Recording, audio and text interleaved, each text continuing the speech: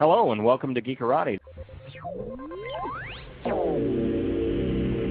For geeks, by geeks, and with geeks. Life and love of the earth. Welcome to Overtime. Brave enough to do battle with hideous monsters.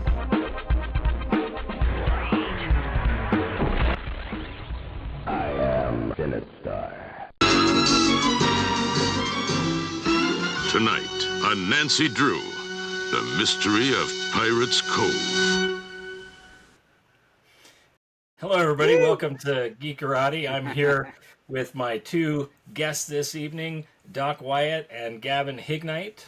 They are the founders of Wandering Planet Toys, and in addition to that, they are creators in film and television. Both have producing and writer credits that are as long as the day is wide, but they both worked on the most important animated show made in the 2000s, and that is Iron Man Armored Adventures, show that inspired my daughters, both of them, in their choice of education and careers. My daughter wants to be an engineer, and my other daughter, Mystery, wants to be a medical doctor because of the show and the focus on STEM and things like that. So thank you and welcome to the show. Wow. Very cool. Yeah. Wow. And It's of course, that's crazy. That's so cool. yeah. Glad being a nerd and writing about armored heroes can inspire other people to do actual real great things. Yeah, so welcome to the show, and we're here today to talk about something that you're working on.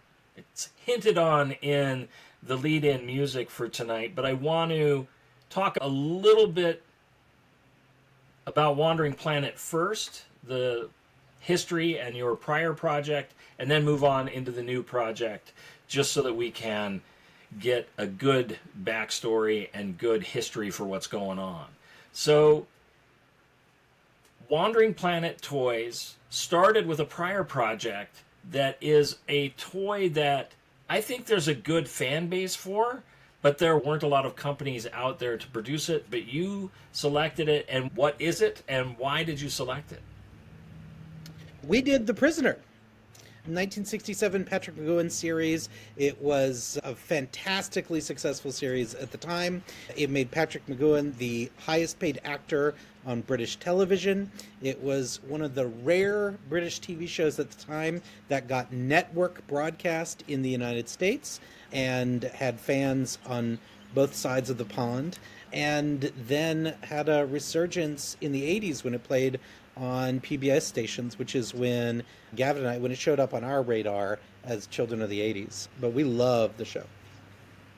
Yeah. Honestly, what it really came down to is we pursued making it because we wanted them.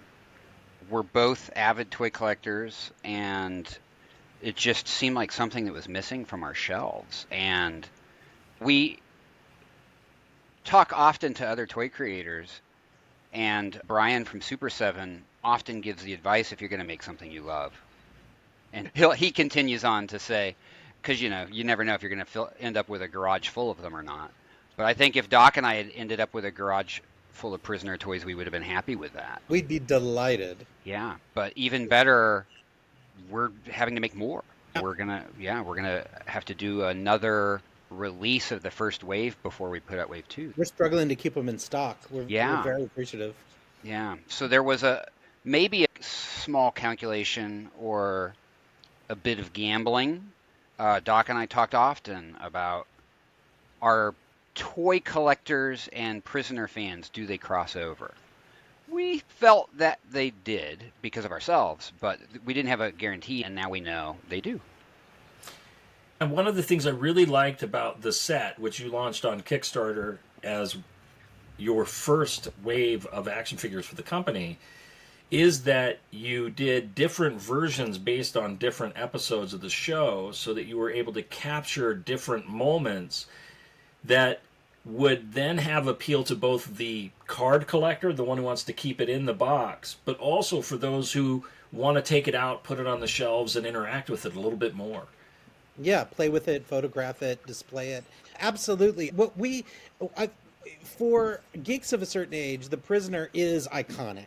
The rover ball is iconic. The jacket with the white piping, the button with the penny farthing bike, like these are iconic elements. And we could have just made a figure that had the icons of it and said we're good, but we wanted to really serve the community. There's a big prisoner community on Facebook. There's a community large enough that they still have conventions every year at Port Marion, the city with that was the village in the show. And really, it was Gavin's idea, but really digging in on episode-specific sets really said, okay, this is for casual fans, but we also have enough depth in the line that if you're a hardcore Prisoner fan, if you know the names of the episodes, if you've come up with theories about what's really happening in Fallout, you can still enjoy this set. It doesn't feel surface to you. It seems like to the fans of The Prisoner, you said, I see you. You really got... We would be seeing them, yes. Yeah. Absolutely. Yeah. And I get the feeling, I've seen a little bit of the early marketing for the upcoming figure line, which I'm going to come out and say what it is right now because I think it's pretty exciting. And that is your next action figure line is based on the Nancy Drew Mysteries stories. And in particular, you are doing something similar, but also a little bit different and in an innovative way, basing different action figure sets or different action figures on the different book covers of the series. What inspired that? Go ahead, Gavin. It almost just seemed like it was the way. It just almost seemed like there was no other way to do it, but I'll defer, Doc. I mean, there's been like 9 Nancy Drew movies. There's been 3 Nancy Drew TV shows. There's a lot of there has been a really successful, really popular line of point-and-click mystery games that were bestsellers for decades. And there's a lot of ways into this franchise. But really, for us, like the iconic Nancy Drew is the 60s era cover art by this artist named Rudy Nappy, who outside of Nancy Drew did a lot of pinup paintings and stuff like that, but did these Nancy Drew covers. And as soon as we talked about it, I mentioned the covers to Gavin, and Gavin was like, and I thought it might be obscure. But as soon as I mentioned it, he was like, oh, I know those covers. I used to take his mom, you told me his mom had a collection of them. You'd take them off the shelf and look at them. And it's like those covers, I think, for most of the living fans, defined the look of Nancy Drew. Because when we were reading Nancy Drew in the 80s, we didn't have access to the 30s or 50s covers as much, and certainly like the feature films from the 30s weren't playing in theaters. They weren't really even on UHF. The way you visually saw Nancy Drew was those 60s covers, and so it was like, what if this was a line inspired by the Rudy Nappy cover art? Yeah, and the Rudy Nappy artwork really is very evocative. I know that like the Russell Tandy artwork is also very good, but it wasn't the artwork that a lot of people are familiar with from when they were kids. That you've got that kind of flapper look to her on the cover of The Secret of the Old Clock, and that's a neat cover, but it's one that a lot of people wouldn't be familiar with. Whereas if you take that same first cover from the Rudy Nappy version, everybody immediately says, "Oh, I know that's Nancy Drew. I saw that at the library. I saw that on my brother or sister's bookshelf." True. And we're a big fan of Tandy, too. We're a big fan of every era of Nancy Drew. But we really felt like that moving forward with the Rudy Nappy stuff to start was a great way to launch the line. But it would be cool to do a flapper figure. It would be cool to do. In success, we'd love to do some of those Tandy covers, too. And some of the more modern covers. Right. Some of Ruth Sanderson's covers would be cool. So taking a step back from the action figures themselves, and we'll get into those in a minute, what do you think it is about the Nancy Drew character that has inspired these 9 movies and 3 television series? In fact, going back to finding out about this action figure series coming out, my wife and I started watching the Hardy Boys and Nancy Drew Mysteries from the mid-70s. I went on Amazon, I bought them on DVD. I know that about half the episodes are on Peacock, but I had to start watching the show and capture it. What do you think it is about the Nancy Drew character that is so eternal? I'll jump in and say that at the time, she was ahead of her time, which I think makes her timeless now. A hero that leads with her mind and her resolve. It's pretty fascinating to me. Didn't read the books as a kid. I knew the art very well because it just was burned into my brain because it was so amazing. I, as approaching this project, started reading them. And it was so nice and refreshing how modern of a hero Nancy is, how empowering her father is, and not in any kind of, there's no tropiness or gimmick to it. She's just a strong-willed, intelligent character who doesn't stop, and I think that's always going to be in style. What do you think, Doc? Yeah, I 100% agree. I think Gavin's right. Like when the books first came out in the 1930s, they were banned in some places because she stood up to adults and told adult men no.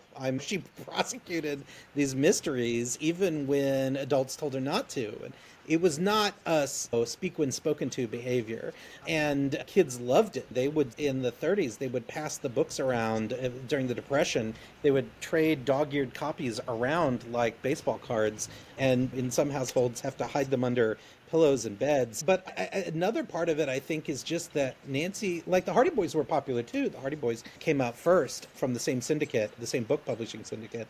But there were lots of role models for boys. You could have read Tom Corbett books, and you could have, there's Davy Crockett, and there was like an endless list of boys' adventure books that you could go to. Nancy Drew, like a lot of those books of that era for girls were like about Cherry Ames, who's a nurse, or about other sort of more, I guess, traditionally feminine sort of pursuit. And Nancy Drew just kicked down doors. And like Nancy Drew got kidnapped and rescued herself.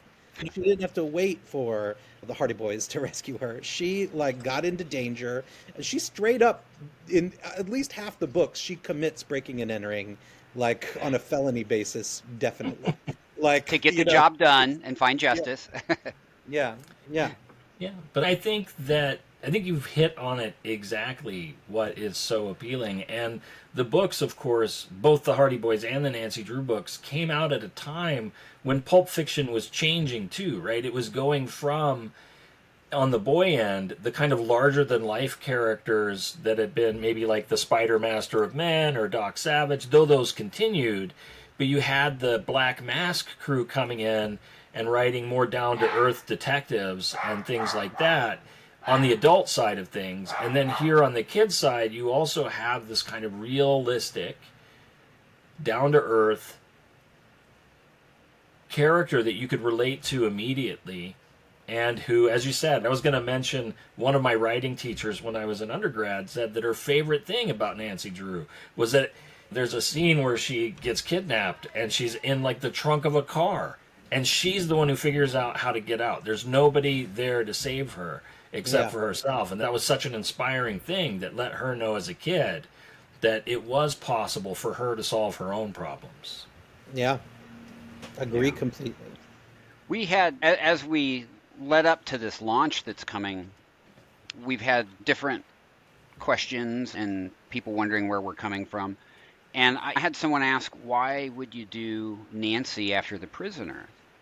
And I think that Doc and I, there's a lot of similarities between the two and how they approach. It's cool that we're approaching our second toy line. And I'm a big toy collector. I've got all kinds of stuff, and I love all kinds of fandoms. But how cool is it that we've now going to have two different lines focusing on a hero who doesn't come with a gun, who leads, who solves with their intellect? That was a unique thing about The Prisoner, and same with Nancy. There are intellectual heroes who can still, fisticuff and get into the action.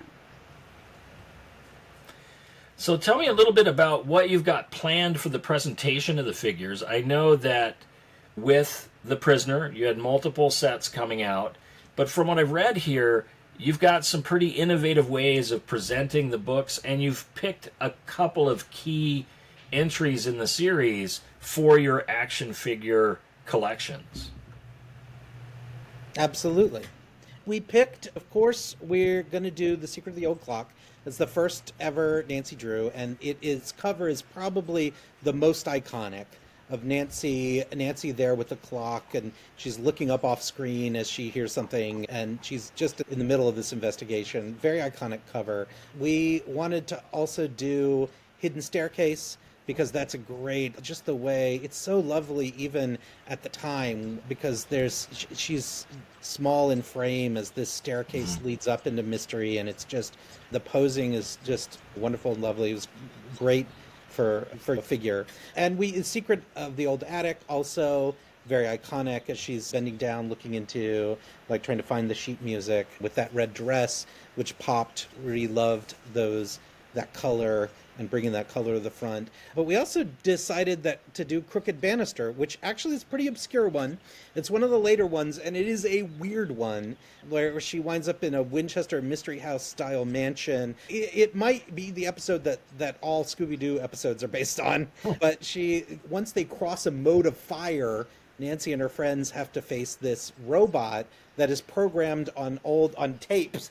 Like, they find the tapes to program the robot, but apparently it's also programmed to squeeze people to death, and Nancy nearly gets squeezed to death. And it's pretty obscure, it's pretty weird, but we just wanted to do Nancy on that robot. We were like, yes. Yeah. And that robot looks fantastic, by the way. It is so of its era and so evocative. It is just a great piece. That's one that I want to take out of the box. I'd tell you what's fun about it is that on the cover only displays half the robot, just like a portion of the torso, the head, and our sculptor had to fill in the pieces. There's interior art that has the whole robot, but it doesn't match. There's a different interior artist, and so where we had to choose between interior art and cover art, we went with cover art. But so our sculptor had to work with the sculptor to develop what the rest of that robot looked like, so you couldn't fully see it on the cover. Yeah. Now, in addition to having these like cool covers, you've done something with the packaging. I don't want to be the one to say it. I'm going to leave it up to you. That I think is really cool and makes it, once again, bridges that gap for the people who maybe you want to keep it carded, maybe you want to take them out and play. Could you describe the kind of packaging that you're doing for this series? Sure. I'll jump into that one. We really feel like in the modern era of collecting that the packaging is half of the toy, that you really, and it's important to us to make packaging that's worth saving, and you'll notice with the Prisoner line, except for the straight up carded figures, like the 2-packs, you can crack those things open. You can put your 2 figures in front of the box. You can put the slip case over it, and they're displaying in front of their title card from the TV series. And then you can put them back in the box and pack them away safely if you want. And we wanted to replicate that vibe, and it just came to us. Mystery books, let's hide our figure in a book. So we have these book boxes that look like on your shelf, that look like a part of your Nancy Drew collection, but split open and reveal a figure inside. And super excited about them. Jenny Moore, who is our resident Wandering Planet designer, she did the entire Prisoner line and just, we felt, knocked it out of the park. And we just couldn't wait to get this classic art to her from the books. And what she's come up with, I feel, is just, not to sound like a broken record, but I can't wait to put them on my shelf, my toy shelf.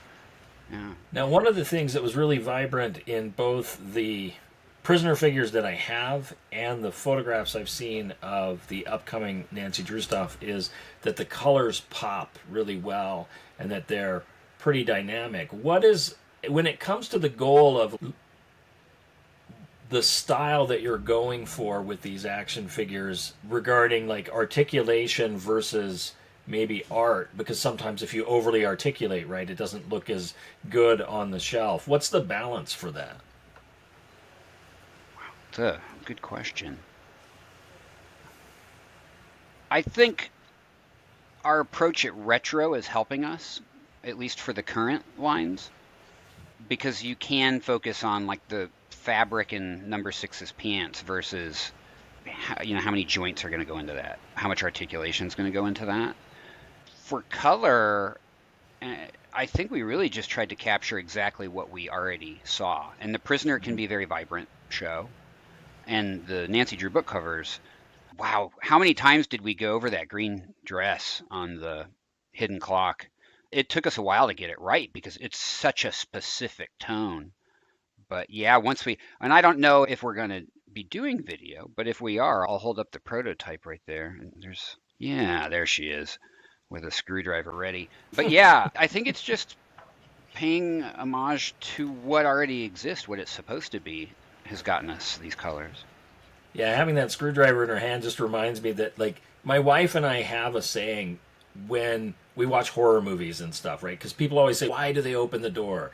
And my response is, well, because you would open the door. And the reason you would go down the stairs and open the doors, you don't know you're in a horror movie. Right? But there are moments like when we're watching a movie and we're like, oh, that person knows they're in a horror movie. And they're taking all those the precautionary actions that make sense. And Nancy Drew, she's not in a horror movie, but she knows she's in a mystery. So she is the kind of character who takes precautions and takes actions. Yes, Bess and George are not, but Nancy is. Right. No, Bess and George really are not. But one of the things that I've noticed in recent years, and this, I'm glad that you mentioned Super 7 in some of the conversation that we had as well, because action figures have been a part of Gen X collectors' lives really since the beginning. But there seems to be a really big resurgence in action figures right now that we're in a kind of golden age. I got an email the other day for Black Hole is getting an action line from Super 7, so it can finally have a Maximilian action figure to scare the bejeebus out of my children, just as he scared the living heck out of me. But what do you think is spurring this new kind of wave of action figure sales, and not just from the big producers, but from a lot of companies? I will say that one thing, I think there's a lot of factors, but Gen Xers having the reins of production is part of it, right? But I think another factor is it's the anti-NFT. You know what I mean? Like there's a lot of stuff that's online only, and that you online perks and online this and online that, and things that you own, but you only own in a digital space or in a virtual space. And those things are cool. I like my Meta apartment. I like very much when I on my on Quest 2. I use the cyberpunk apartment, and it's cool, but it's non-tangible. They're non-fungible, right? I think that there's a certain value in fungibility. These are the fungible tokens. Yeah, and I'll add to it. I had a very in-depth conversation with some friends on a panel once, and we were talking about why do all of us who love sci-fi and fantasy and stuff gravitate towards collecting and having action figures and stuff, and it's a way for us to participate in worlds that we can't quite go into ourselves, right? I can't stand on the bridge of the Enterprise in my modern life, but I can celebrate that feeling with a Picard, right, or with a Riker figure, or with a die-cast Enterprise, and I think that's not limited to. I think that goes for all the fandoms and all the things that inspire us in storytelling. It's not just limited to sci-fi and stuff. It's a way to celebrate these fictional worlds that we love so much. So I think that's a part of it too. Now with crowdfunding and Kickstarter and the ability to make smaller runs, Prisoner was never going to be in Target aimed at 12-year-old boys. It was just never going to happen in 2020 or 2022. But because of the way manufacturing is now and technology, we can basically make it for the crowd that does want it and not have to worry about getting into a big box store or something. And Nancy Drew will probably prove the same, that technology is allowing us to make niche figures, whereas even, say, 15 years ago, that might not have been a possibility. Yeah, but I could see Nancy Drew showing up at the Books A Million pretty easily. Or Oh, Barnes and totally. Noble. Yeah, totally. And that's one of the things that's so awesome about where we're at now culturally, right? I was in Barnes and Noble last week, and as a toy collector, that's a I like books and I like toys, and they've got them both now. I love that. And games, yeah. It's really progressed from just being a bookstore to being a nerd shop, which is cool. Right. Yeah. Yeah. I don't want to leave the conversation without letting people know that the Nancy Drew figures will be launching on either April 18th or 19th on Kickstarter. So if you could give them the information on the best way to search on the internet for your new upcoming project, that'd be great. Just go to Kickstarter, put in Nancy Drew, and you're going to find us. Yeah. And you can always Google Wandering Planet Nancy Drew. That will get you to us. Once you're there, and you can do that like right now, you can go to our page and you can follow the campaign for Nancy Drew. So you'll be among the first to get a message when the campaign launches, which is always really exciting and important to us. Also, if you are on Instagram, Wandering Planet Official is what we're called on Instagram, and we're pretty active on there, and we share prototype images and toy photos, and just it's a great platform for us because we're so visual and we get to show off toys. So. Now, are there going to be any stretch goals on the campaign or just the action figures themselves? It doesn't matter to me, but... There will be stretch goals. They haven't been revealed yet. They will be upcoming, and they are pretty cool. I will say this, that other than the figure, we're doing something. This is not a stretch goal. This is part of the normal campaign. But Simon & Schuster, the publisher of Nancy Drew, has given us special permission to do something that is like a dream come true, which is we are publishing our own Nancy Drew mystery story. It's not a full novel. It's a novella, so it is roughly the equivalent of 5 chapters of a classic Nancy Drew novel, but it's called The Case of the Curious Collector. We've got official Nancy Drew artist Ruth Sanderson doing the cover. We have an official Simon & Schuster Carolyn Keene writing the text, and this is a new Nancy Drew story. Now, of course, Nancy Drew is still being published, but the current Nancy Drew series is for much younger readers, and this story is in the mode of the classic series, so that you can stick it on your shelf right next to your glossy hardcovers of the first 56 or whatever you've got. And so we're really excited and proud of that. It's not a stretch goal. That is in certain tiers of the Kickstarter, just part of the campaign. That's fantastic news and exciting for a lot of people. So I think that'll be a big selling point and something I'm definitely going to lead the written portion of this with. That's something that I think people should know early. Or maybe I'll just suggest that you mention that late in the interview, that there's a really nice Easter egg at the end of the conversation. Awesome. Because that's cool. That's really cool news. And I've now gone from 95% likely to back to 100% likely. Oh, wow. Yeah, so you The got power of the written word. power of the written word. Well, as you could probably tell by behind me, I'm a big book person. In this case, they're all games, but our house is filled with books. So Is it Lilac Inn you have behind you? Yes. We are doing a 2-pack of that book. We're doing a 2-pack that is... So what you're seeing here, if you read the book, what you're seeing is the figure in yellow is actually not Nancy Drew. The figure with black hair is Nancy Drew in a wig, in disguise. She's disguised. And the figure in yellow is a ghost. Spoiler alert, it's not actually supernatural. That is disguised to look like Nancy, while Nancy is disguised to not look like Nancy. And then they've encountered each other in the backyard of the Lilac Inn. And so we've got a 2-figure set that has both figures. Yeah, and the quote-unquote ghost is going to be the first translucent figure we make. She's really cool. Like translucent with kind of a light, not glowing, but a light yellowish overcoat that's translucent to give just the absolute vibe of that art on the cover. It's really cool. I'm really excited about the project and can't thank you enough for stopping by. There are tons of questions I'd like to ask you about life and things in general, but I think that we'll have to save that for future interviews. Maybe we'll talk with you guys about other projects you're working on as well.